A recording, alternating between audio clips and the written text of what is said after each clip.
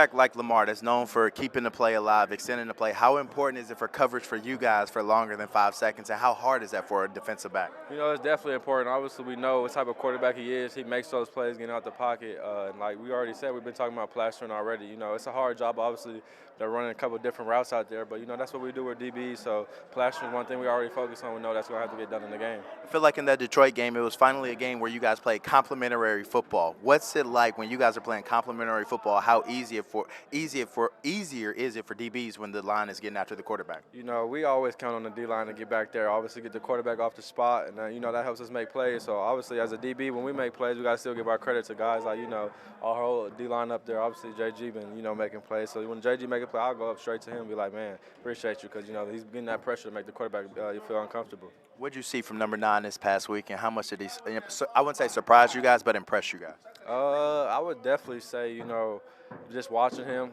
just to see his confidence level, just that kind of just wore, I feel like it just wore off to everybody in the locker room. Obviously, he had that energy, that juice before the game, his fit, he was ready to go. But yeah, just to have our quarterback back, that's just a good feeling. Obviously, and that type of energy he brought in just brought everybody together, I feel like. I asked JG this question last week. Playing against a team like the Lions, it obviously says a lot. Super Bowl implications, NFC North implications.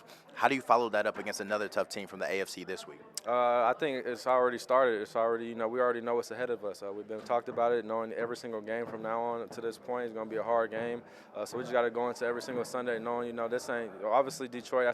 That's a division game. We want that. We got to get that done. We got it done, but we got to move on to the next. And like I said before, we know our whole, our rest of our season. We got to come to play. So every single Sunday, we just keeping that chip on our shoulder and ready to keep going. I appreciate you. Yes, sir. Appreciate you, bro. No doubt. I have that ability, so I just got to be ready when those opportunities come up. But yeah, there's a lot of things that go into this game plan that I feel really good about. We just got to go out and execute it.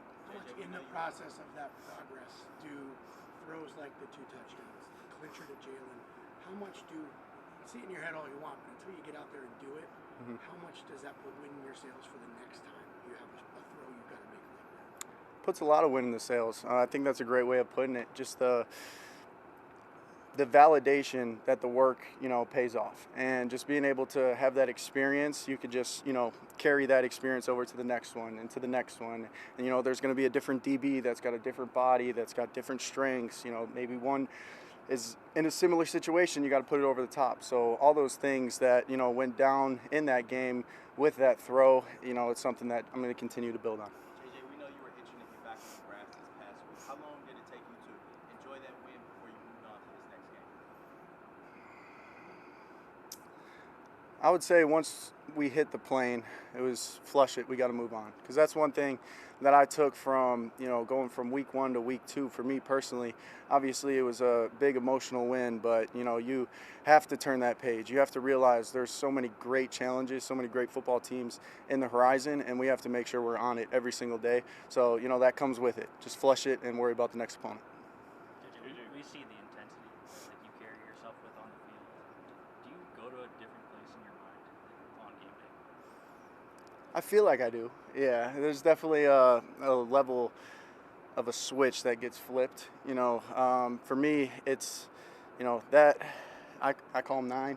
9 comes out, and I got to understand, like, okay, he can't be at his peak performance throughout 3.5 hours. So how do I find little ways, on the sideline, get back to my breath, get back to my visualization that could kind of maintain that intense, competitive stamina throughout the whole game. But yeah, it's just, the pure will, determination to get the job done. JJ, when you talk about accuracy outside the pocket when you're on the move, how do you drill that down so that you can make those throws on the run and be precise with them? For me, it just goes back to how many times am I going to, in a comfortable setting, put myself in uncomfortable positions, body positions to make those throws. And being on the run, it's not uncomfortable, but it's different. And, obviously coming off of 6 weeks of not being able to run, that's going to be an area of my game that I need to catch up on and improve on. And we did a lot today to do that. Mechanically, Kevin's talked a lot about just the lower half and the progression from that standpoint. Where do you feel like you're at just in that regard with your mechanics and in and out of the pocket? feel like I'm growing. You know, that's the number one metric that I really focus on is just growth. Was I better today than I was yesterday? And, you know, there's a lot of room to go, a lot more growth to happen, you know, being 22 years old. But, you know, I'm just so grateful for the coaches and, you know, their coaching points. Everything's so easily understandable and easy to apply. So. Just have a couple minutes before meeting. JJ, it looked like in some of the plays that you were kind of canning them or going another play. Just how comfortable were you with that, in that environment, and then just like getting back in there?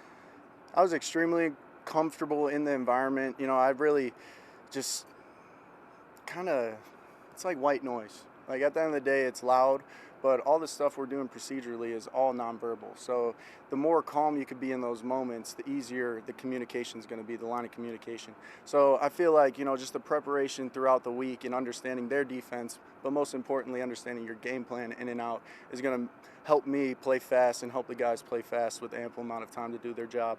But yeah, it just goes to the way I've been coached all week and, you know, the way they set it up for me. JJ, with the game day intensity, how far back can you trace that in your career in sports or life? To be honest with you, it really kind of started to show up this year. And it came about last year during IR, you know, just never had a full season where, you know, you want to be out there so freaking bad, but you can. It was just this built up anger that was kind of ready to just explode. And I chose to harness it instead of letting it go into, you know, a self-destructive kind of way. And it's unique. And I kind of love feeding that wolf because my entire life, you know, at Michigan, it was a smiley face on my hand and smile and you have fun, you're going to play better and all that, which is true. But I also think there's a lot of power that comes from, you know, that built up anger that you can transmute into your performance. Is there an on-off switch with that, or is it like a gradual come down that you have to go through after game day? It's a gradual come down. My fiance, she definitely doesn't like when 9 comes home, but yeah, she does a great job keeping me level-headed and understanding. You know, there's the football player, and then there's the, you know, fiance, father part of me that I, you know, obviously got to make priority 1A, 1B in both areas, and yeah, that's awesome. Yeah. Have a good one.